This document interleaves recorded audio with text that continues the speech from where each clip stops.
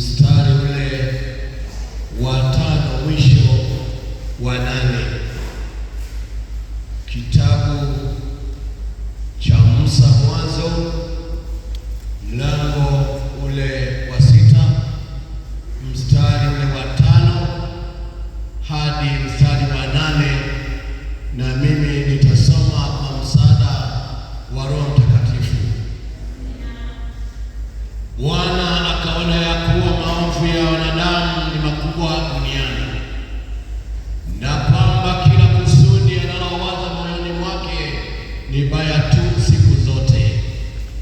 Bwana akaghairi kwa kuwa amemfanya mwanadamu duniani, akahuzunika moyo. Bwana akasema, nitamfutilia mbali mwanadamu niliyemuumba usoni pa nchi, mwanadamu na mnyama na kitambaacho na ndege wa angani, kwa maana na ghairi ya kwamba nimewafanya. Mstari wa 8, lakini Nuhu akapata neema machoni pa Bwana. Amen. Mungu Baba, Mungu Mwana, Mungu Roho Mtakatifu, jinsi ulivyo ukuu wako na uweza wako na upendo wako, ulipendezwa kuweka mwanadamu duniani ambayo kampa na sharti akuishie wewe, lakini akaghairi, akageuka upande, lakini bado unampenda, ukatoa njia ya neema ya kumwokoa, lakini bado ameghadhabika tu na ameghairi, amechukuliwa na miendo ya dunia. Yesu, lakini kuna mtu mmoja alipata neema machoni pako, ambaye ni Nuhu, aliyelishika neno na kuliishi. Hivyo Mungu ukampa maelekezo na aliyafuata.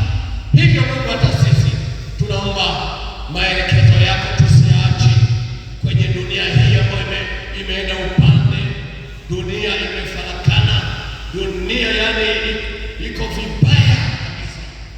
Hakuna ushauri kwa watoto wetu, siko watu wazima, tuko yani zigizaka.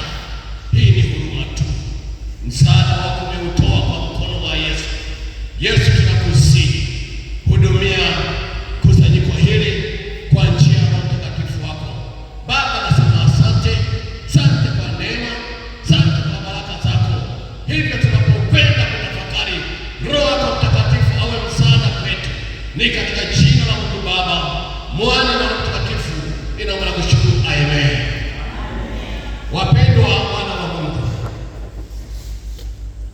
hapa hili somo nimeweka neno kuu au kiini cha somo,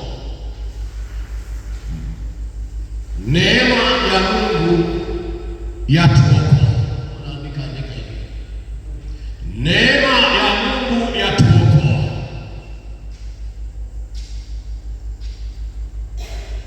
Najua neema, umewahi kukutana na neema. Hata hivi tuna neema. Biblia inasema kwamba mwanzo ni chanzo cha uumbaji wa Mungu, wakiwemo wanyama na sisimizi. Ndani ya uumbaji akaumba mtu kwa mfano wake, akamweka duniani ili amwelekeze kufanya hivyo. Lakini Biblia inasema mwanadamu alifika sehemu hakufuata maelekezo anayoyataka Mungu amtumie mwanadamu, akaghairi. Bwana Yesu asifiwe sana. Biblia inaniambia kwamba walipoghairi,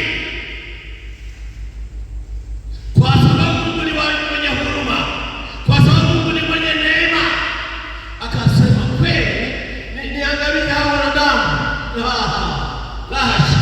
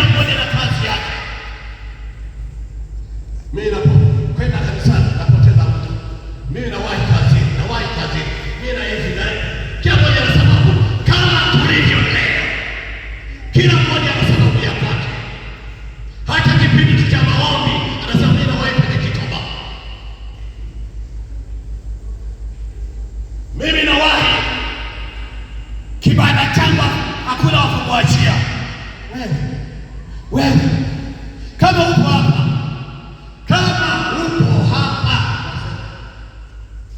badilisha mwelekeo. Badilisha mwelekeo.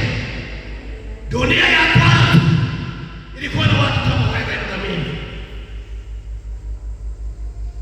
Mungu anasema kwamba mmoja tu atapata neema, wengine wote wametawanyika kwenye kazi zao.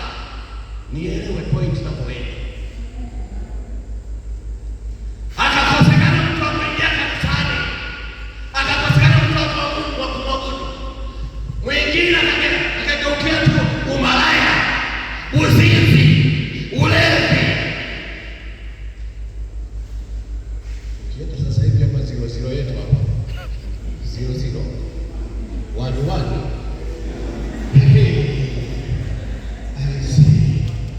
wama pole wanavaa tight hivi. Unamuonyesha misuli yako nani?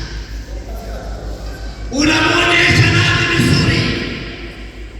Panya wako hiyo kuonyesha mume wako huko,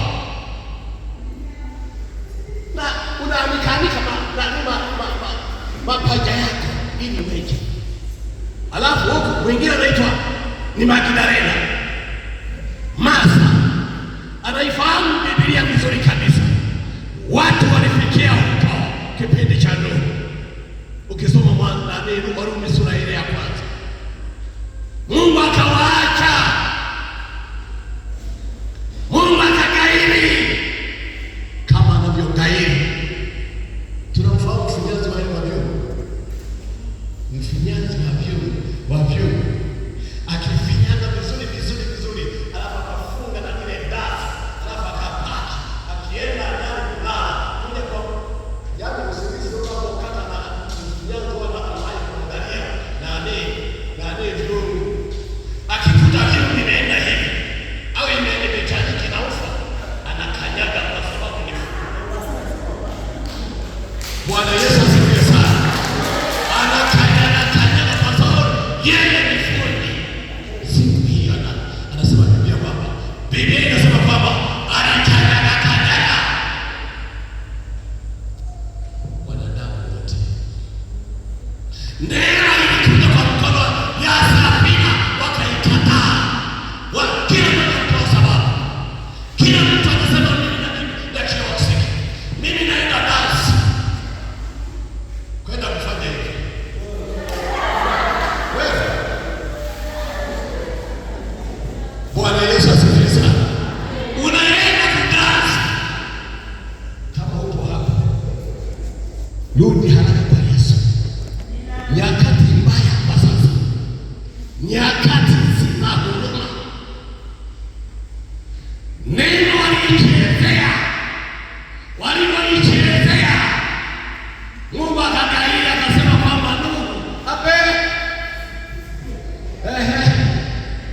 vipi, nimefikisha ujumbe, lakini hakuna aliyeniangalia, ila isipokuwa walikuwa wananicheka. Nimechanganyikiwa. Wengine wasema kwamba wanipeleke kwa waganga kama akili yao ilivyo. Bwana Yesu asifiwe. Nafikiri wote ni kichaa. Hata leo unaambia kichaa, basi kichaa. Sio kichaa tena kubaya, wanakuambia kwamba ni kichaa. Kichaa na Yesu. Bwana Yesu asifiwe sana. Bwana Yesu asifiwe sana.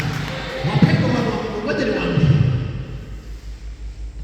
Biblia inasema kwamba walipoishia akawaacha akagairi. Unaposoma Mwanzo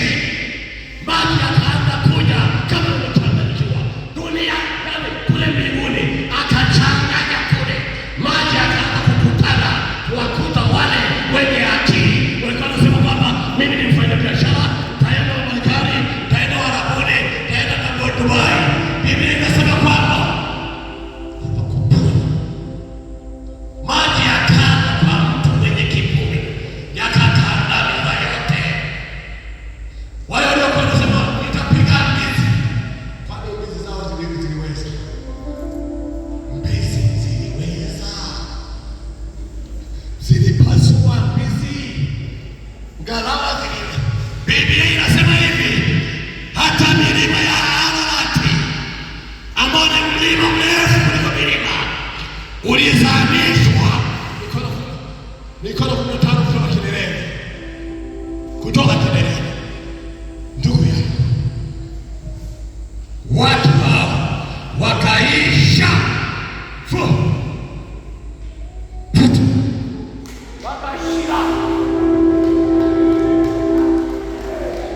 waliisha kiburi chao na elimu zao na unywaji wao wazindiwa hivyo, yaani wakaisha kwa mizaa yao na Safina walivyoambia waingie bure. Kama unavyojitahidi kumwambia mtu ili abadilishe, lakini mwingine anakufanya tu hivi, anazani, yaani ana akili sana kuzidi wewe. Kumbe sisi tuliomo humu ndani ya Yesu tuna akili kupita wenye akili. Acha wacheke, acha wakuzihaki, acha wakusema maneno yote, lakini una ushindi. Bwana Yesu asifiwe sana. Leo hii neema imeshuka kwa mkono wa Yesu Kristo. Bwana Yesu asifiwe. Neema imeshuka kwa mkono wa Yesu Kristo. Je, kiaje hiyo neema? Wanaocheza nayo. Wanaocheza na hii neema, pole. Wanaozihaki, wanaokucheka, umo ndani ya Yesu. Tulia, uko kwenye mkono salama. Siku hiyo anakuja. Mmoja nisomee Yohana sura ya 6:37-40. Wala yoyote awe mlevi, awe mchawi, awe wasifu wangapi, akisalimisha maisha, yaani hakika ataiona mbingu. Bwana Yesu asifiwe sana. Ndugu yangu, uko wapi? Ulihadishimaje baba? Hata sasa yaani wakati tamaa uki, alafu unokile, umechoka karabuti.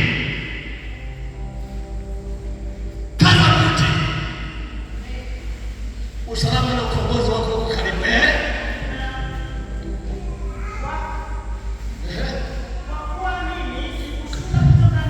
Kwa kuwa mimi Yesu sikushuka kutoka kule mbinguni ili niyafanye